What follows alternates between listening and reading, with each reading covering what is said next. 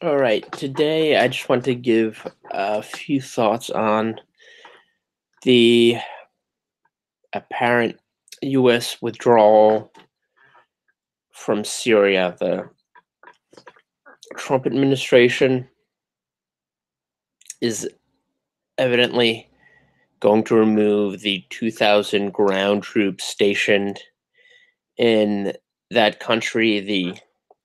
The part corresponding to what is known as Kurdistan, Syrian Kurdistan, or Rojava, as the Kurds call it. Basically, the the quarter of the country controlled by the YPJ and the Kurdish Arab militias that the U.S. has been supporting for the past few years, and this has occasioned a sustained, uh, enormous, sustained attack and house of indignation from the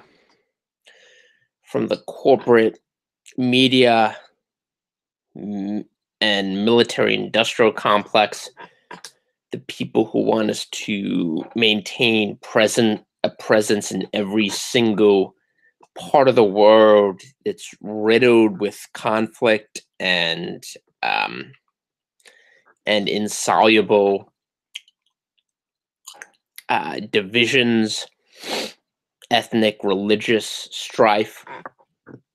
So you've seen places like the Washington Post and the New York Times. The New York Times just published an article lamenting the fact that the Kurds have stricken up an alliance with the Assad regime, which is trying to reclaim parts of Syria, and consider this a betrayal. And to a large extent, they're right. We have abandoned the Kurds in the past with promises of a military and political alliance that never materialized. In Iraq, we supported insurgencies, not just during the most notable recent one was the Clinton administration, which supported the autonomous Kurdish state, the Kurdish regional government, and then sort of allowed Saddam Hussein and Turkey to do their thing. But also in the 60s, in the past, we supported the Kurds and abandoned them. And the rationale is that since we made a strategic alliance, we should maintain it and um, commit to this open-ended military and diplomatic involvement and alliance in perpetuity. And I think that's just insane. We're involved in at least 8 foreign foreign wars that we know of, from Iraq to Syria to Afghanistan to Yemen, um, Pakistan. We've amped up our military involvement there, even though the Trump administration has wisely started to withdraw foreign aid from this uh, despicable country, which murders and persecutes the saints and has the equivalent of a Sharia Taliban style government already, and which is just getting worse with the election of the gormless,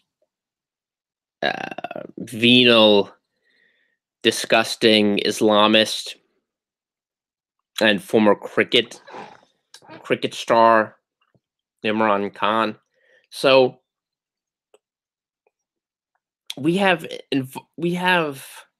stakes in all of these countries, not to mention dozens and dozens of others where there's no active war that we know of. So the idea that this has been beneficial to the United States is completely ridiculous. Now, I'm not saying there aren't um, theoretical downsides. There uh, to to uh, to the U.S. removing troops, in the sense that it does give an incentive to Turkey. But even as this New York Times article alludes to, the Kurds are already making. They already have a fallback plan, and they're not stupid. They are already negotiating with the Assad regime, and the notion that ISIS is going to flourish, or that the Assad regime, another ridiculous assertion that they used to continue their idiotic support for this war, this Charnel House in Syria, is the idea that Assad won't be able to wipe out ISIS, and has no and won't want to eliminate ISIS, which is completely ridiculous. His father destroyed the ideological precursor to ISIS, the Muslim Brotherhood. He wiped out somewhere on the order of 20 to 30,000 Syrians, thousands of them jihadists, just to eliminate this threat to his regime. The Assad regime and Islamists and jihadists, at least Sunni jihadists, are mortal enemies. So the idea that they're not going to ruthlessly persecute and destroy the jihadists that remain in that country, the ISIS factions that are there, is completely absurd. I don't think Israel is going to allow Hezbollah to allow Iran or its proxy Hezbollah to just take over the Golan Heights. It's just such a ridiculous series of hypothetical doomsday scenarios that's created to maintain the status quo, which is U.S. involvement in unwinnable, unpalatable military conflicts in uh, every single corner of the globe. And